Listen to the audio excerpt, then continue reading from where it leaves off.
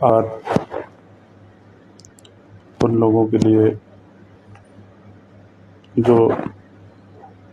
चुगली करने, दिन भर दूसरों की बुराई करने और दूसरों के विरुद्ध षड्यंत्र रचने में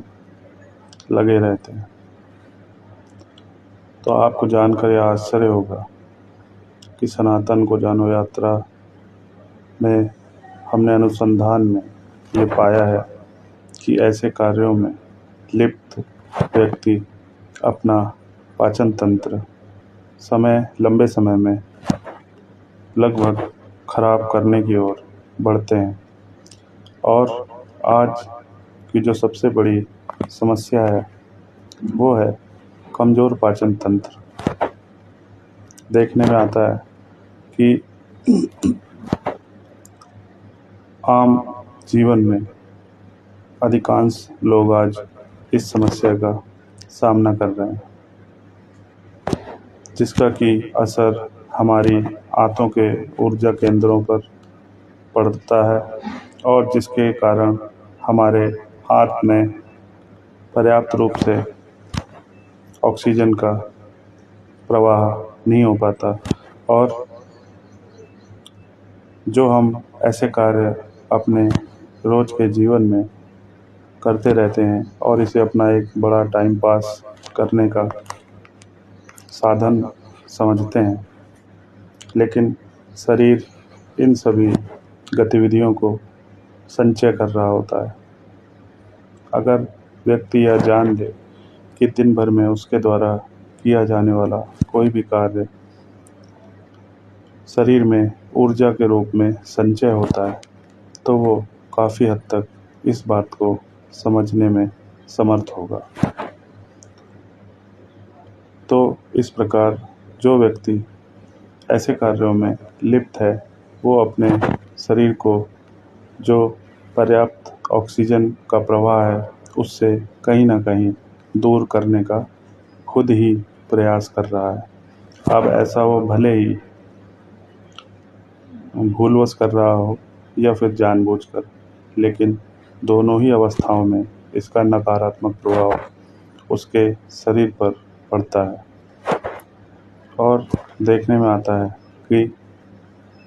व्यक्ति अपने ऐसे कार्यों को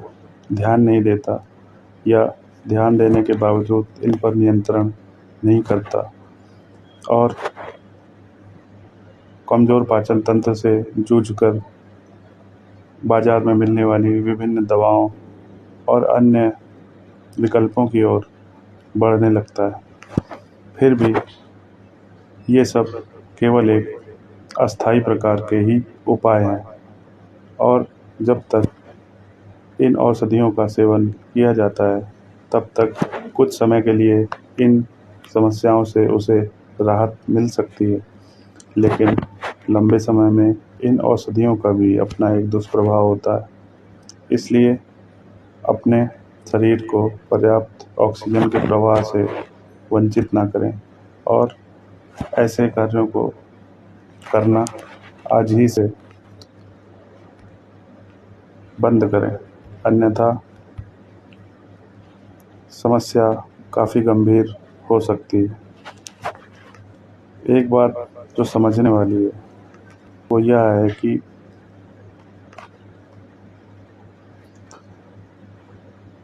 जब व्यक्ति चुगली आदि में लिप्त होता है तो या किसी के विरुद्ध षड्यंत्र करने में लिप्त होता है तो सबसे ज़्यादा प्रभाव उसकी आंतों पर पड़ता है। उसके बाद उसका प्रभाव उसके लीवर पर जाता है और जो शरीर की डिटॉक्स होने की जो प्रक्रिया है वो कहीं ना कहीं बाधित होती है और लंबे समय तक शरीर का वो जो ऊर्जा केंद्र है वो ब्लॉक होता जाता है। इसलिए कुछ समय के बाद किसी भी औषधि उपायों से इसमें कोई छुटकारा नहीं मिलता, लेकिन फिर भी न जाने क्यों व्यक्ति ऐसे कार्यों में लिप्त है और अपने ही द्वारा उत्पन्न कारणों से जूझता हुआ बीमारी से जूझता हुआ उनके उपचार के लिए कृत्रिम साधनों की ओर दौड़-भाग कर रहा है। तो इसलिए अपने मणिपुर चक्र को स्वस्थ रखने का प्रयास करें, क्योंकि आपके द्वारा किए गए ऐसे कार्य आपके मणिपुर चक्र, जो कि खाना पाचन करने के लिए उत्तरदायी है, उस पर पड़ेगा और आपका खाना समय के अनुसार नहीं पचेगा और ना ही आपका लीवर जो है डिटॉक्स होगा और लंबे समय में ये आपकी आंतों में चिपके हुए मल के रूप में आपको गंभीर पेट की बीमारियां